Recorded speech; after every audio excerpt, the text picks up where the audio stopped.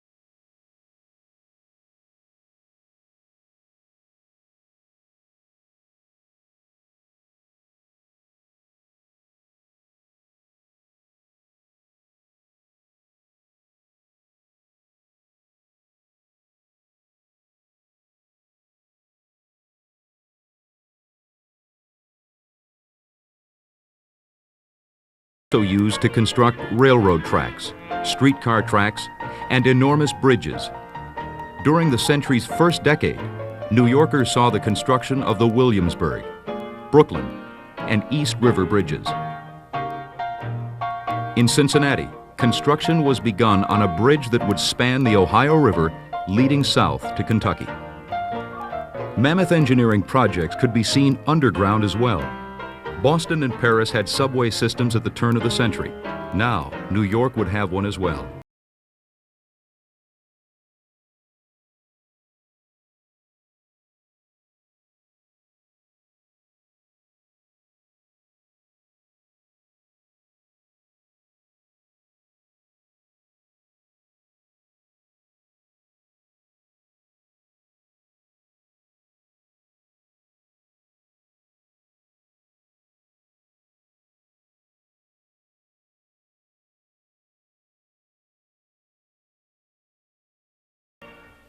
In 1900, there were only 8,000 automobiles in the United States and less than 10 miles of paved roads.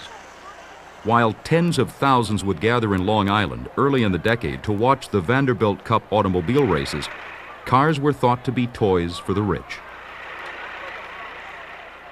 Henry Ford would help to change that notion when in 1908 he introduced mass production, which created more jobs and cheaper cars. Ford wanted to make the automobile affordable to the average working man. The idea made him a millionaire. By decade's end, there were over 200,000 cars in the country, and well over half were Fords. For most of the country, however, the modern age seemed far away. In the South, the economy was still recovering from the Civil War. There was virtually no industry in the Deep South, and construction, even of private homes, lagged far behind the rest of the country. In 1900, 9 out of every 10 African Americans still lived in the South, and 80% of them worked as sharecroppers.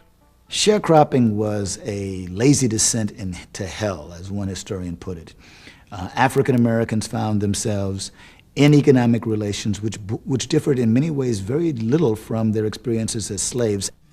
Southern sharecroppers, both black and white, rented land, seeds, equipment, homes, and sustenance from local landowners. By law, these landowners could keep their books secretly, so the tenants were never allowed to see the status of their own accounts, nor question the prices they were given for their crops.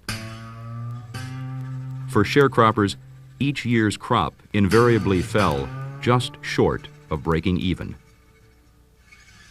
In the 1896 Plessy versus Ferguson case, the Supreme Court ruled that separate facilities for black and white Americans did not violate the Constitution, so long as the facilities were of equal quality. The so-called separate but equal precedent. Whites-only signs appeared in restaurants, hotels, and bathrooms. In the South, white politicians enacted brutal legislation known as Jim Crow laws. These laws legally established a segregated society and informally turned a blind eye to white violence, particularly lynchings against African Americans.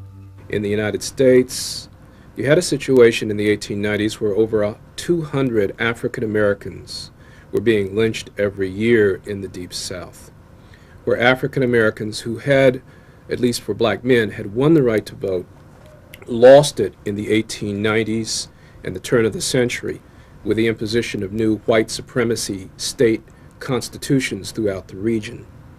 You had the imposition of racial segregation in public accommodations, so that states and city councils passed laws, ridiculous restrictions on interaction between blacks and whites.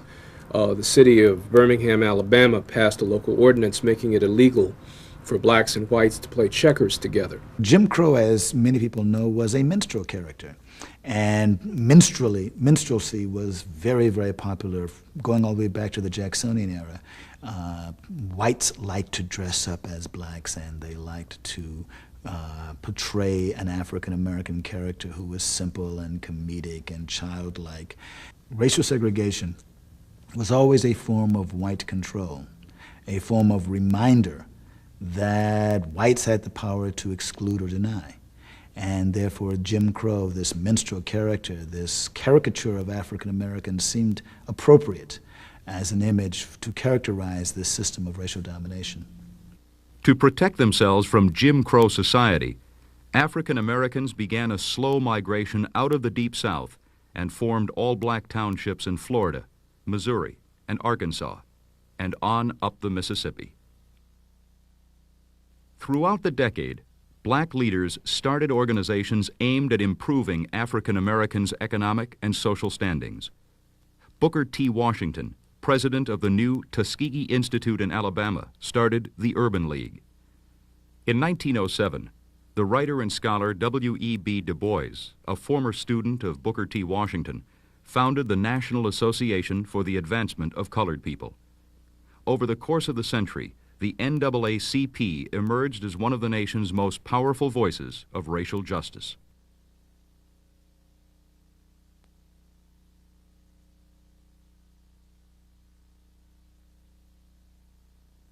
Economically, at least, white farmers and workers throughout the Great Plains of the Midwest fared little better.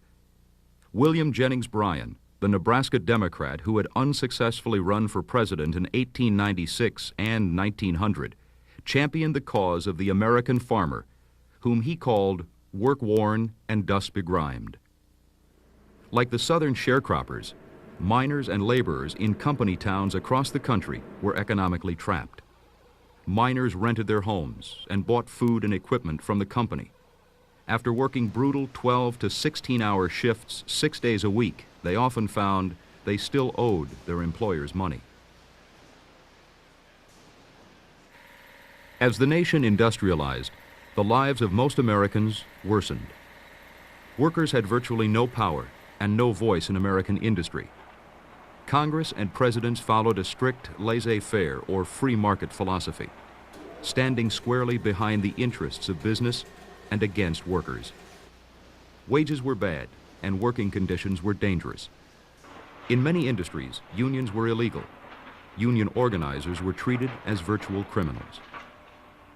During the century's first decade, labor unrest broke out across the country. There were coal miner strikes in West Virginia, Kentucky, and Pennsylvania in 1900 and 1902. In 1903, miners in Cripple Creek, Colorado, and Morenci, Arizona struck. Machinists went on strike in 1901, the New York building tradesmen in 1903, and the Amalgamated Meat Cutters in 1904.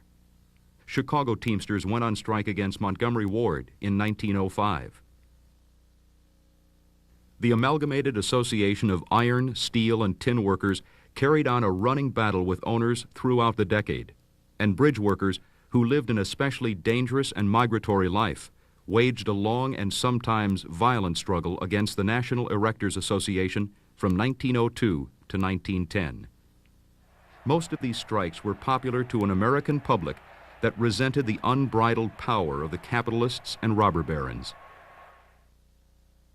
The late 19th century had seen a series of depressions that brought unemployment, poverty, and dislocation to hundreds of thousands of Americans. Although President William McKinley's first administration saw a return to prosperity, civil unrest continued to grow. McKinley won the 1900 presidential election, but the performance of socialist candidate Eugene Debs, who finished a strong third in the election, came as a surprise to capitalists and political leaders. The socialists elected mayors in some 50, 60 cities. They had hundreds, literally hundreds of publications all over the country. The labor movement itself was quite active. Especially surprising was the Socialist Party's popularity amongst farmers throughout the Plain States, who were notorious for their staunch conservatism. The Socialist Party was, when you think about it, it's kind of mind-blowing. They had 5,000 locals throughout the country. They had about 120,000 members at their high point, but they had a press that one weekly, for example, the Appeal to Reason, had 760,000 subscribers. It was published in Girard, Kansas, a town of 3,000 people. Adding to the tensions of the era was the dramatic increase and changing nature of immigration. From 1882 to 1910, the U.S. underwent the greatest wave of immigration it had ever seen. At its peak in 1907, 1.3 million foreigners arrived through the gates of Ellis Island in New York Harbor. For the decade, more new Americans came through immigration than through childbirth. In 1900, almost 9 out of every 10 Americans were Caucasian, and most Americans considered themselves native white stock. The majority were descended from British settlers.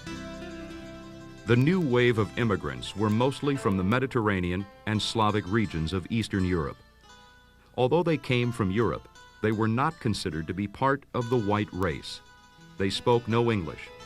Almost entirely Catholics and Jews, they came into an America dominated by a stringent Protestantism. Unlike previous generations of immigrants, these newcomers didn't head out for the territories to claim farmland, even though they were mostly farmers. Instead, they concentrated in city centers and industrial capitals. A large percentage of them stayed in the dense Lower East Side of New York City, whose population was exploding.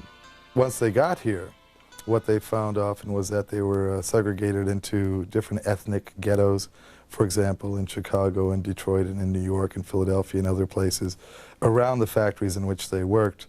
And there was not much chance of them to break out of these ghettos unless they were willing to divorce themselves from their culture and try to blend in with the larger American society. But that usually took about 2 generations to be able to do that. For the most part, people were relegated to a certain role here, and they played that role. Americans were suspicious of the newcomers, and their loyalty to their new country was constantly in question.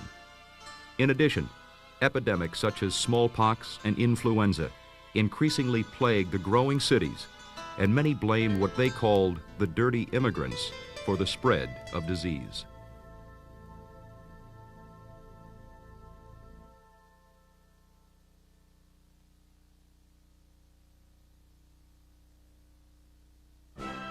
Despite these troubles, America considered itself a nation on the move. In 1901, a great international exposition was held in Buffalo, New York to showcase the nation's potential. The dramatic and innovative use of electricity dazzled visitors, turning night into day. Exhibitions demonstrated the latest developments in agriculture, forestry, engineering, and transportation. On September 5th, President McKinley came to the exposition, and a special reception for the president and his wife drew 50,000 spectators to the Temple of Music. At his speech that day, McKinley spoke of the success of his open-door policy, which he believed would stabilize the country's economy and lead us to a glorious new age. The time had come, McKinley proclaimed, when isolation is no longer possible or even desirable. One of the things that had been a common factor throughout the 19th century for the United States economy was these constant boom and bust cycles, and the most severe being in the 1890s. So with the progression of industrialization, these boom and bust cycles proved to be very problematic because these cycles often caused serious social dislocations and problems in the United States. And so the open door policy fundamentally proposed that all nations of the world drop all tariffs and open their doors to each other for the sale of raw materials as well as investment. But even as he spoke, McKinley's open-door policy was being tested in the Philippines. During the Spanish-American War in 1898, U.S. forces had fought alongside Filipino guerrillas to liberate the islands from the Spanish. With the old tyrants now gone, the U.S. became the new invader, and Philippine rebels fought on, this time against the Americans. On the one hand, the United States, with its open-door policy, argued against the imperial policies of its European competitors, in that sense looking like an anti-imperialist power itself. But on the other hand, at the same time, by pushing the open-door policy, the United States is doing the same thing that its competitors were doing, and that is pushing their own economic and cultural values on other peoples. The fighting in the Philippines was savage. The Philippine insurrection cost many more lives than the Spanish-American War. 4,000 Americans and more than 16,000 Filipinos died in battle. Another 100,000 Filipinos died of famine caused by the burning of crops. Though the insurrection essentially ended in 1902, fighting would continue for 3 more years. In the end, it wasn't military superiority that suppressed the Philippine rebels, but the relatively liberal policies of the new Philippine governor, William Howard Taft. He gave Philippine citizens the right to vote and elect their own officials, enfranchising them to run their own country. In doing so, he was able to undermine the revolutionary fervor that guns had been unable to suppress. President McKinley, who had overseen the start of the Philippine War, would not live to see its conclusion. The day after his President's Day speech at the Buffalo Exposition, the president was shot. The assassin was an anarchist named Leon Zolgaz. Doctors were unable to remove the bullet, but announced their confidence that the president would recover. A week later, McKinley died. Within 8 weeks, Czolgosz would be tried, convicted, and executed. The new president was 45-year-old Theodore Roosevelt, the youngest president in American history, child of privilege, hero of the Battle of San Juan Hill in the Spanish-American War, enthusiastic outdoorsman, one-time police commissioner of New York City, and former governor of New York State. Roosevelt was not popular amongst the political bosses. In New York, Roosevelt had earned a reputation as the avowed enemy of political corruption, and leaders of New York's political machine had pushed for his nomination to get him out of their state. Now, as New York Senator Mark Hanna put it, that damned cowboy is president. Roosevelt claimed he would continue McKinley's economic policies for peace and prosperity, but his actions worried many capitalists. Only months after Roosevelt assumed the presidency, 50,000 coal miners walked out demanding better pay, shorter hours, and recognition as a union. In an unprecedented move, Roosevelt threatened to send the U.S. Army in to run the mines until the dispute was settled. The owners were forced into labor arbitration before a presidential commission, and the workers won a 10% pay increase. A staunch conservationist, Roosevelt also earned the enmity of the logging industry. Spurred on by his good friend John Muir, he more than doubled the number of national parks during his administration. Theodore Roosevelt was passionate about conserving America's beautiful natural resources. He established 51 national bird sanctuaries, 4 national game parks, 16 national monuments, and those monuments included the Grand Canyon, Muir Woods in California, Devil's Tower, and Petrified Forest. He also added 40 million acres to the national forest. And I think it's very key to know why he did this. He did it for the generations that were unborn, people that were going to come long after even you and I are here. Roosevelt was blunt and straightforward. Speak softly, he said, and carry a big stick.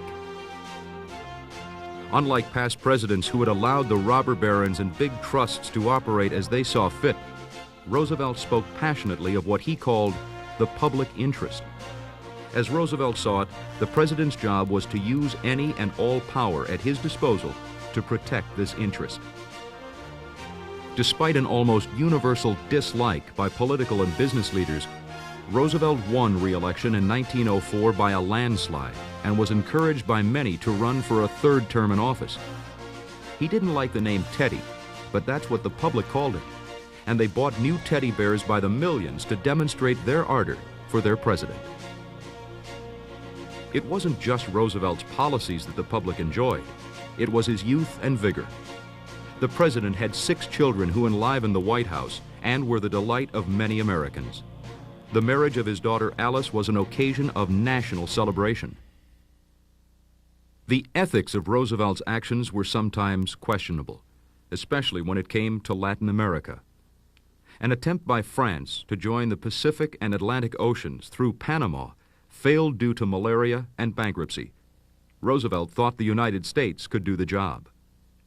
The president of Colombia didn't agree, however, and Panama belonged to Colombia.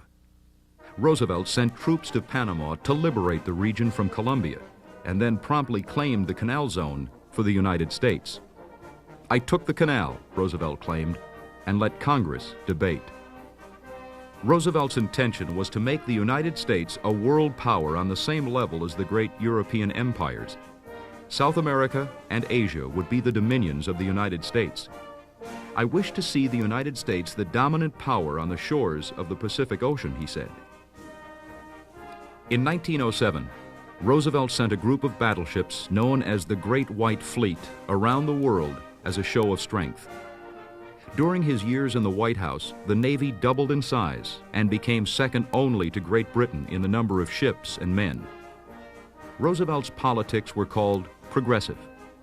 Allowing the business trusts unlimited power provoked civil unrest, Roosevelt felt, and drove Americans to radical solutions like Eugene Debs and the Socialist Party. He believed, he said, in giving all Americans capital and labor, a square deal. And he wasn't alone. Under the Roosevelt administration, the Progressive Coalition thrived. This was the era of the so-called muckrakers. Industrial progress had brought with it a host of social evils. Social surveys of the era documented links between rapid industrialization and such ills as poverty, alcoholism, syphilis, tuberculosis, suicide, and what were called emotional pathologies. Wealthy industrialists seemed to thrive on the misery of the masses. The muckrakers believed that exposure could lead to reform. Theodore Roosevelt coined the term muckrakers, and when he did so, as many of the phrases that he coined in American politics, it was not exactly a compliment. He thought that they had their purpose, but that sometimes they overstretched their boundaries, and their influence on the system was not as great as it could be because they tended to be too negative. So he valued the role of the press, but he felt sometimes they overstretched. They did today what we would call investigative reporting. They studied issues for a long time and came up with massive exposés. And no doubt, I think in a general way, you can say the muckrakers certainly were a catalyst to the reform impulse that reformed many avenues in American society and culture at that time. Ray Standard Baker exposed corruption in the mines and railroads. The journalist Lincoln Steffens wrote a book on urban conditions called The Shame of the Cities. Looking into slum conditions, many cities took notice. New York City passed a housing inspection law early in the decade, and many other eastern cities soon followed suit. One of the most famous muckrakers was novelist Upton Sinclair. His book, The Jungle, exposed the unsanitary practices of the Chicago meatpacking industry, which packaged rotting meat and garbage into its products. When health officials confirmed Sinclair's claim, the public was outraged. "I aimed at the public's heart," Sinclair said, "and by accident, I hit it in the stomach." Health officials also turned their attention to the patent medicines and drugs that claimed to cure every ailment, a $60 million industry in 1900. Analysis revealed that many contained poison. Most contained alcohol. Another major concern of muckrakers and progressives was the conditions of laborers, particularly children. In 1900, 1/4 of all boys aged 12 to 16 were laborers, most working 12-hour shifts under wretched conditions. Progressives worked to pass child labor laws and spoke out against the rich who earned their millions on the sweat and blood of children. Unsafe labor practices were another target of concern.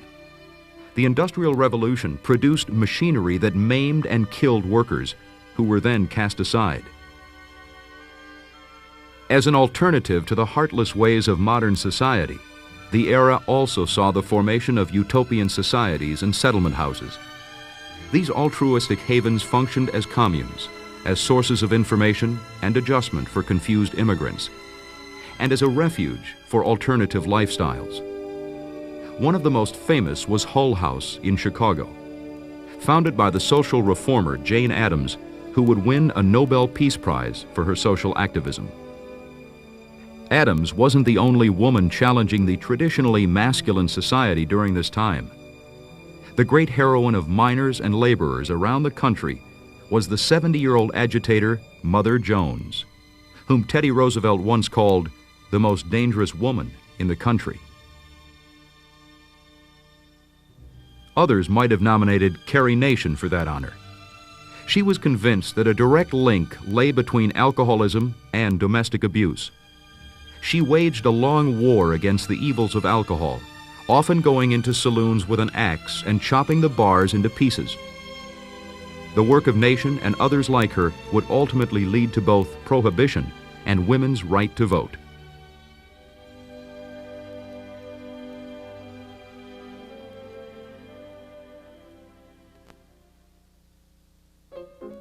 It was an era of change and uncertainty, and of can-do optimism. Science, medicine, and technology were advancing at an unbelievable rate, with new discoveries coming one after another. In 1900, the Kodak Brownie brought photography to the masses by making cameras cheap and simple. In 1901, the Italian physicist Guglielmo Marconi sent the first radio signal from England to Newfoundland. At the time, it was a breakthrough with little practical applicability, but within 5 years, a flurry of discoveries made the radio possible. In 1904, experiments in upstate New York had begun on electric railroad trains, though steam engines would continue to pull trains for another half-century. But already, electric streetcars were showing up in every major city. It wasn't electronics, but mechanics that allowed man to take to the sky. In 1903, Orville and Wilbur Wright, bicycle mechanics from Dayton, Ohio, were ready to experiment with a flying machine made of bicycle parts, stretched muslin, and a gasoline engine. Orville Wright was at the controls on December 17th when the airplane lifted off the ground at Kitty Hawk, North Carolina. He flew the plane for 12.5 seconds. The events of that momentous day made few headlines. Only 3 American papers carried the story, but the Wright brothers had flown into history. In Switzerland, in a matter of months, an obscure postal worker named Albert Einstein produced 3 mathematical formulas that shocked the scientific world. Einstein's formulas established an equation to calculate the size of atoms, posed his famous special theory of relativity, and effectively ended the reign of Sir Isaac Newton's concept of the universe. Taken together, they established quantum theory as a real science, leading to most of the century's scientific breakthroughs. The one science that seemed to lag behind was medicine, and the consequences were becoming dire. As more and more people moved to urban industrial centers, disease and epidemics were ravaging the population. In 1900, doctors had no real understanding of how diseases like cholera, diphtheria, and yellow fever were contracted and spread.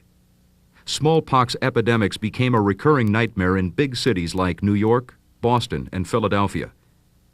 Help in solving some of these diseases would come from an unlikely source: the construction of the Panama Canal. Previous attempts to forge a passage through Panama had largely been defeated by the 50 miles of swampland rife with malaria and yellow fever. Learning that British scientists had successfully eliminated mosquitoes on the Nile using drainage systems, American engineers spent nearly 2 years digging drainage ditches throughout the canal zone, nearly 500 miles of ditches in all. By the time the project was completed, the canal zone had a better health record than New York City or Washington, D.C. But the use of drainage ditches would soon be felt in these and other American cities, as sewage and sanitation systems were built to fight against the spread of disease.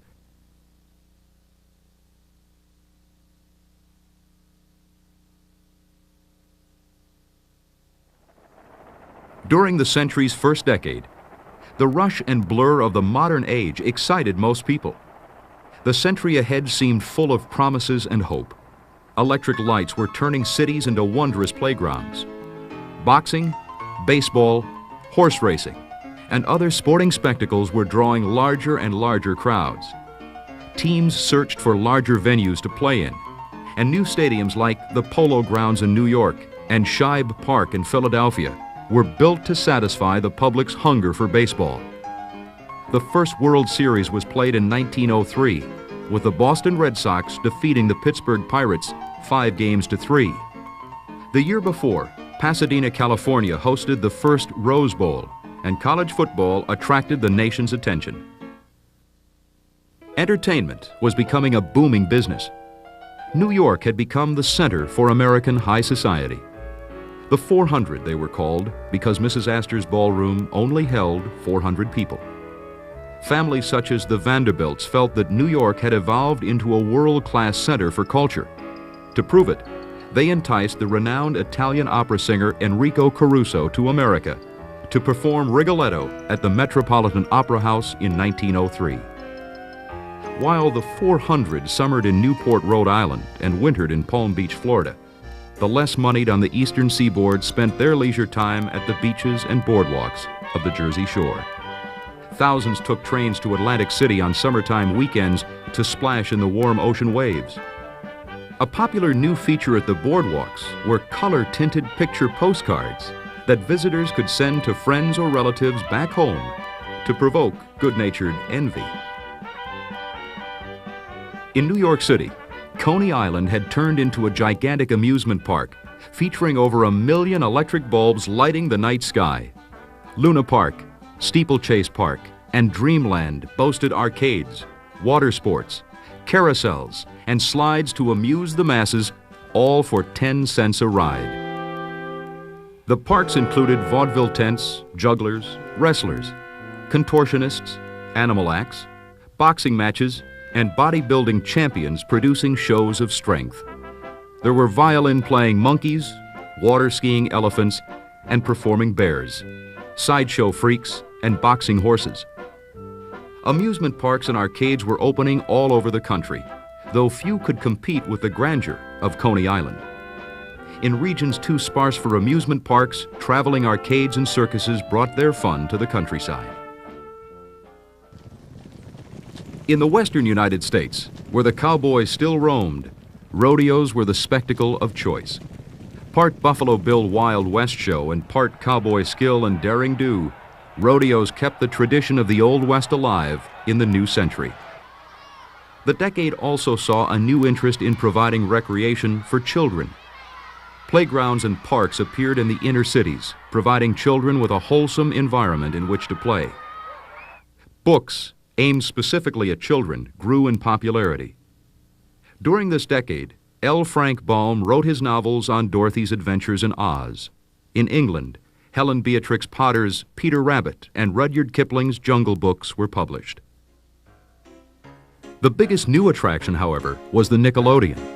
Moving pictures were called flicks because of the flickering image, and the houses where they were seen were called Nickelodeons after their 5-cent admission. Movies entranced the masses. People watched vaudeville acts, news items, pictures of the Roosevelts, or daily life on a city street. Moving pictures of cities in India and Asia were a big hit, as were sporting events. At Coney Island, a film on the execution of a circus elephant gone wild was one of the most popular attractions. Film in the 20th century seemed to be made for each other. Not only because film is invented just a few years before the turn of the century, but also because 20th century is the century of technology in many ways. And film is, of course, the art form, at least the first art form, that is most involved in technology. And film is the first art form that is widely successful, that is aimed at everybody. Because it's expensive, because it's technological, it has to have an enormous audience. And in that way, both as the mass art form and as the technological art form, film is most certainly the art of the 20th century. Vaudeville and live theaters couldn't compete with the dazzling optical tricks and special effects of this new medium. In 1902, effects pioneer and former magician George Méliès wowed audiences with the film classic A Trip to the Moon. The fantastic story involving Victorian astronauts landing on the moon used many innovative camera tricks such as slow motion, fade-outs, and dissolves. The programs were short, they were about half an hour long. They didn't have to get dressed up. And so this became a movement that just transformed everything. In 1903, Edwin S. Porter devised an innovative use of film editing to tell a dramatic story. The result was the 8-minute feature, The Great Train Robbery. Based on an infamous robbery committed by Butch Cassidy and the Wild Bunch only 2 years earlier, The Great Train Robbery became a box office sensation and paved the way for modern movies. Well, The Great Train Robbery was made by the Edison studio, and it's significant in a lot of ways. It was enormously popular. I mean, in fact, in an era in which films probably were designed to be shown for about 6 months, we have evidence that it was still being shown in 1908. It was very popular because it was one of the first films to really tell a coherent story, and also one of the first films to make action at the very center of its storytelling. The middle class and the kind of guardians of culture became rather disturbed and thought, what is this kind of working class entertainment that's grown up without us giving it our approval or our guidance? The possibility of a whole other culture in America that was no longer under the control or the sponsorship of the traditional guardians of culture worried people very much. And in fact, in 1908, the mayor of New York City demanded that all Nickelodeons be closed as a menace to public safety and health. The Nickelodeons weren't the only concern of the guardians of culture. In St. Louis, a piano maker named G.H. Stark used the mass publication of sheet music as an incentive for the public to buy his pianos. In the fall of 1899, he published a new composition by Scott Joplin called The Maple Leaf Rag. Cultural critics complained that ragtime music was dangerous and degraded American society. A Saturday Evening Post article warned of a plague of coon songs, skirt dances, and all the rest of the tawdry crew. But the popularity of the new music grew, and like the movies, technology made popularity profitable. Phonograph records were sold for the first time in 1901, and ragtime and jazz music soon dominated record sales. The debate over the social evils of popular culture would continue on through the century. Many critics warned of mixing what they called high and low cultural forms. But for W.E.B. Du Bois, the issue was quite different. It isn't the mix of high and low that scares these people, he wrote, but the mix of black and white. In 1904, Du Bois wrote, "The problem of the 20th century will be the problem of the color line." Du Bois said that at a moment in history, at the end of the 19th century, where the status of people of African descent throughout the world was defined by two fundamental political, economic, social institutions or systems. In the United States, Jim Crow segregation defined the oppressed existence of black people. Outside of the United States, it was European colonialism. The two systems of economic, political, and racial domination had many parallels. Around the world, violence was flaring up at the color line, as it had in the Philippines. In 1900, a popular rebellion in China had broken out against foreign domination.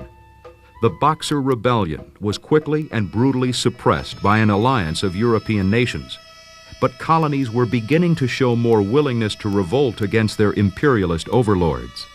The world had been broken up into spheres of influence. There was the British Empire, the French had their sphere of influence throughout North Africa and Southeast Asia. The Germans had begun to carve up parts of Africa, as well as the Italians coming in. As a matter of fact, by 1914, about 85% of the globe's surface was under the control of some European power. In 1904, Japan provoked Russia into a war by annexing Korea and taking control of much of Manchuria. Russia was beaten badly in the 3-year Russo-Japanese War. All of Europe was shocked by the defeat of a white nation at the hands of one of the so-called mud races. Back in America, Du Bois wrote, "The word white has overnight lost its magic." For Russian Tsar Nicholas II, the embarrassment of losing a war to Japan wasn't the only concern.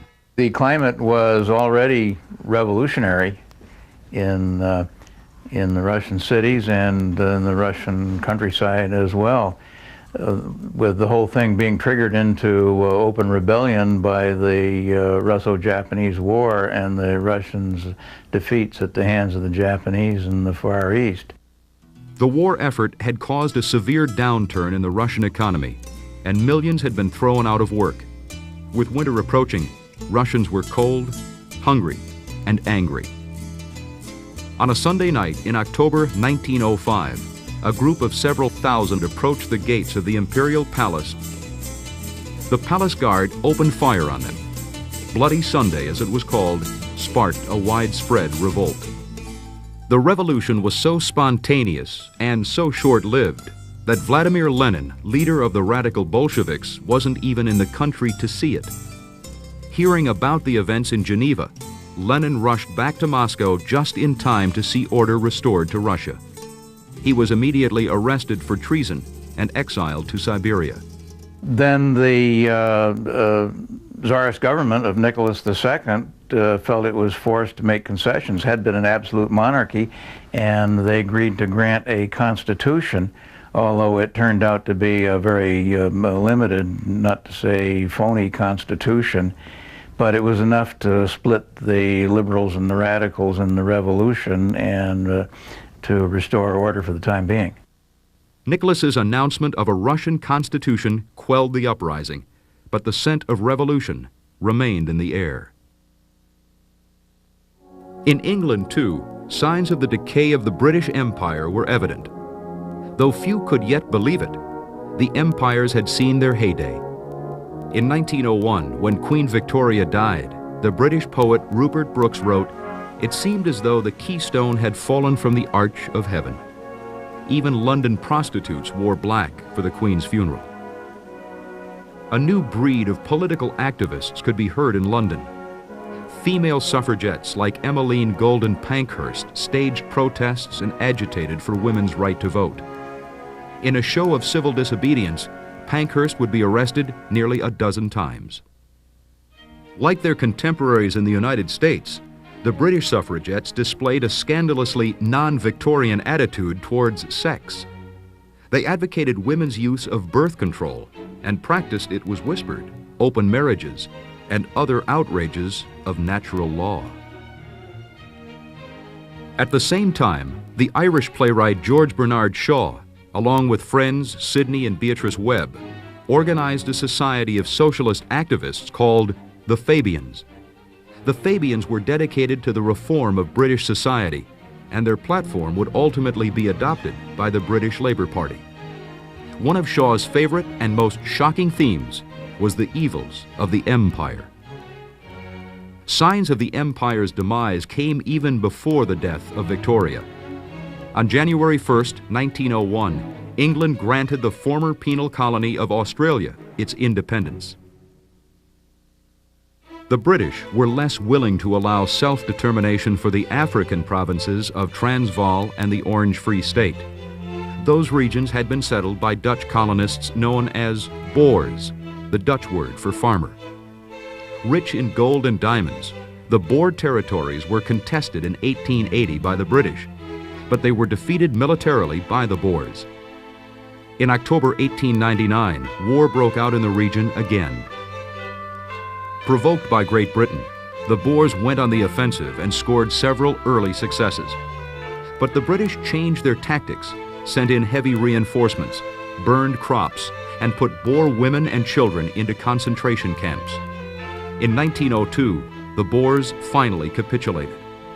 But the war had cost the British nearly 6,000 lives and much of its international reputation. England, which had historically not wanted to commit itself to permanent alliances on the continent, had to reassess its position in European affairs, and did so largely as a result of the unfavorable, the negative opinion regarding England's conduct during the Boer War. As with William Howard Taft in the Philippines, England was finally able to end the war only through compromise. Boers and British both became full citizens of the new Union of South Africa. Of course, neither citizenship nor any other rights in the new country were extended to the African natives of the region. Still, even this amount of flexibility was unusual in the politics of imperialism.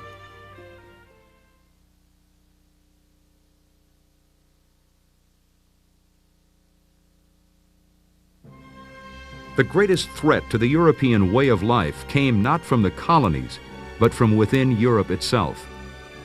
The Austro-Hungarian Empire had for decades maintained informal control over border regions in the Balkans, nominally a province of the decaying Turkish Ottoman Empire. In 1905, the Austrian government decided to make its control formal and announced the annexation of Bosnia-Herzegovina. Anger and fear swept through the capitals of Europe over the impudence of the act. Kaiser Wilhelm was angry that he hadn't been consulted in the matter beforehand, as were the leaders of France and England. Russia, which felt a bond of kinship with the Slavic Serbs, was angry that the action had taken place at all. The threat of war was imminent. With Russian backing, the Serbs prepared to declare war. But the backing would not come. Nicholas, beset by domestic troubles, was sympathetic, but would not commit to another war so soon after the defeat by Japan. Instead, Serbs formed a militant group called Mlada Bosna, or Young Bosnia, dedicated to disrupting Austrian rule. They used any and all means at their disposal, though they favored bombings and assassinations. The century's first group of terrorist freedom fighters, the Mlada Bosna, would soon drag Europe into a great and calamitous war. The storm clouds of 2 world wars were gathering over Vienna. On a holiday in 1909, the Austrian Emperor, Franz Joseph, paraded his horse through a cheering crowd that included Leon Trotsky, Adolf Hitler, and Joseph Stalin. The trio went entirely unnoticed that day. It was almost as if the young century, patiently awaiting its hour to come, was content to watch the grandeur of the old century pass by.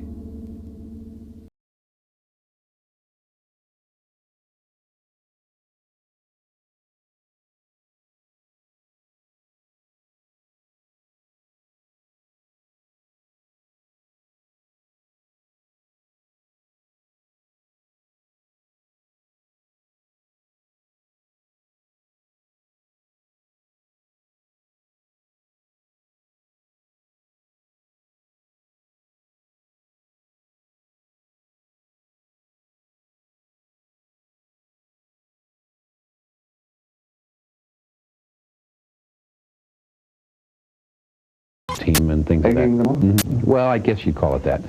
All along, there's a certain aloofness and indifference that just seemed puzzling. And by Easter Friday, police decide to end the game. Scott